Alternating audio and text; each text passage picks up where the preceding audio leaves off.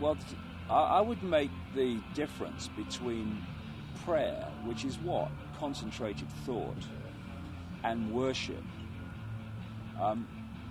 It's a very true understanding that people have that work and experiment with energy and the mind, that when you focus on something, whatever it is, you focus your attention on it, you make it an energetic connection. And worship is a real focused connection. It's a real focused connection to that which you're worshipping. And because of the way energy works, if you have a symbol, which people might call a deity in a religion, if that is actually a symbol of something else, say an entity, when you focus your worship on that deity, be it Jesus or Allah or any of them, Yahweh, you are focusing attention and you're focusing energy. You are making an energetic connection, which that entity can feed off your energy field. And I met a man who was one of these inventors of technology, very advanced stuff, in Utah. And he'd invented this technology which worked with the etheric energy field just outside of human sight. I mean, people, even science understands that there's something there that we call the etheric field.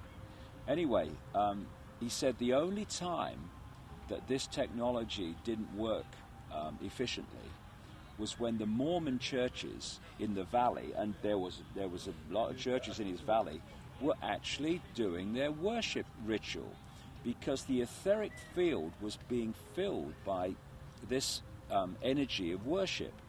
So the more that I've understood this, it seems to me, and another level of this is all these different religions, when you break them down and take them back, are all based on sun and moon worship, sun god and moon goddess worship. These different religions are all excuses to get different groups to focus their attention and worship on the same entities. And the New Age, where it focuses on Ashtar Command or the Great White Brotherhood or their version of Jesus and all this stuff, these entities, they're also just another expression of this whole energy vampiring through worship. But that's different to prayer, which is concentrated thought. And I've kind of found in my life anyway that one of the most powerful energies to change our lives is intent. And if you put your intent out of what you want to do, what tends to happen is that energy will draw to you what you need to experience to achieve that intent. And this is where a lot of it falls down, because say you say, I want to expand my consciousness, I want to be the full potential of who I am, I want to know what this reality is, I want to know the big questions.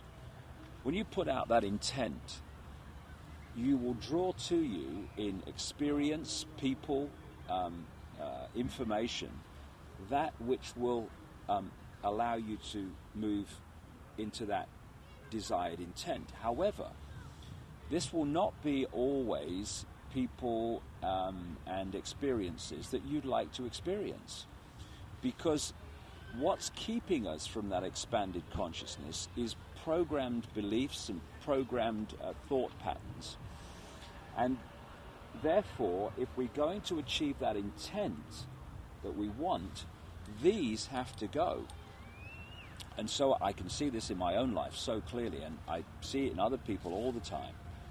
Once you put out that intent, I want to expand my consciousness, all the stuff I talked about, what you tend to start drawing towards you are people, experiences, and situations which you really would rather not like to experience. But what it does is it breaks down the programming because of the experiences it gives you, and you then start to break free.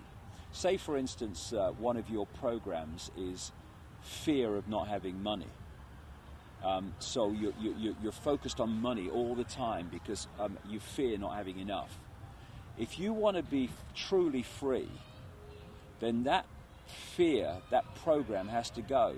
So what someone like that would experience when they put out the intent is experiences would come towards them that would take the money away. And it's like, face your fear and realize there's nothing to be frightened about. People get confused then, and they think, oh, look, I always want to be spiritual and good and stuff, and all hell's broken loose in my life, and it's terrible. I'm not doing this anymore. They don't realize what's happening. It took me a while to understand, because when I started on this journey, my life fell apart in the most extraordinary way. Everything that I saw as my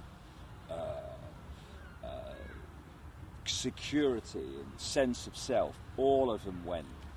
And but in doing so, it set me free. So the power of prayer is the power of intent in so many ways, and so what people call the power of prayer can be very, very powerful and very, very effective, so long as it's not done in worship, not done in subservience, but done in the understanding that we have the power to use our minds to make changes in our lives. And that's what prayer is, but religion has hijacked it and taken it off on another direction. I have to pray to a deity because I'm subordinate to the deity, and only the deity has control over my life, and please, deity, will you help me because you're big and wonderful, I'm just little and small. Nonsense. That's how they control us.